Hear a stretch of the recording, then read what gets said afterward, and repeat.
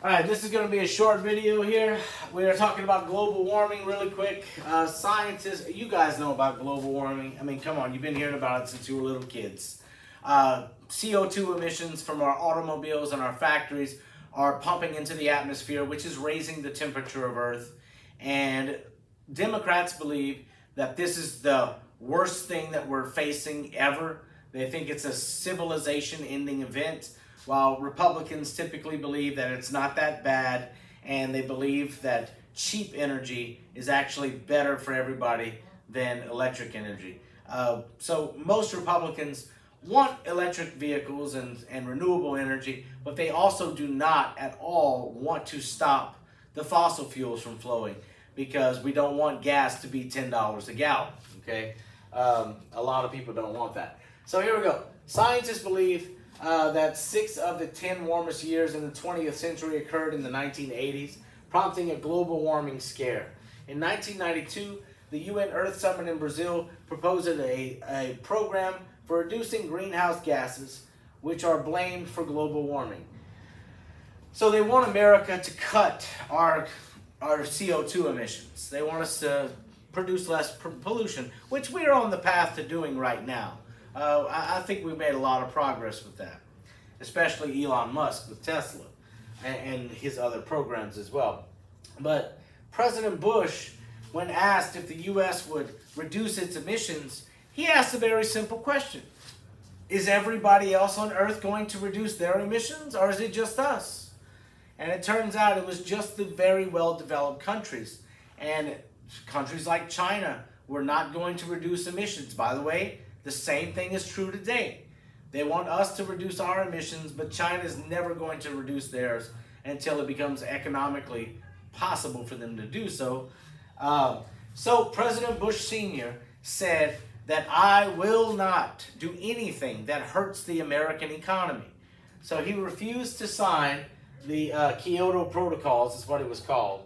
And President Bush rejects the idea of the proposal, okay? All right, so let's move on here. We got a question that has nothing to do with anything. I kind of don't like these questions, but they're basic skill questions, so let's cover it. Which document is the least credible source? Now, the word credible means believable, okay? So we're going to pick the worst source. That's what we're doing here. A transcript, that means you're writing down something that was said. A transcript of astronauts' conversations during the first moon landing. Well, I don't see much of a reason for somebody to fake that, okay? That's probably going to be a pretty reliable source. An eyewitness account of the destruction of Hiroshima by an atomic bomb. Again, why lie about it, right? This is, okay? An editorial article about the earliest banking regulations. Now, this is why I really hate this leap question, okay? This is newspaper stuff. When was the last time you had a newspaper in your hand? You guys should not even know about newspapers. Not much about them anyway. Not this deep. An editorial article is an article that is the editor's opinion. Okay? So so far we've got facts. This one's an opinion. Okay? Anyway.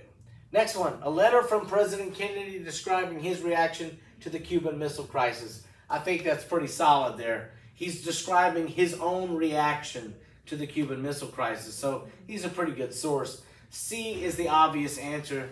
That is incorrect there. Well, that is correct, actually. So C is the correct answer. And I will highlight that for you real quick. All right. Moving on.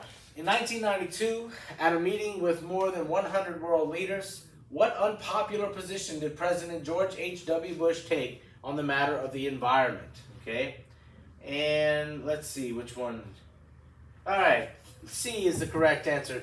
He declared that meeting pollution goals must not damage business. So again, our cutting emissions cannot damage business. That is what he said. All right. So we are done with that, and on to the Clintons.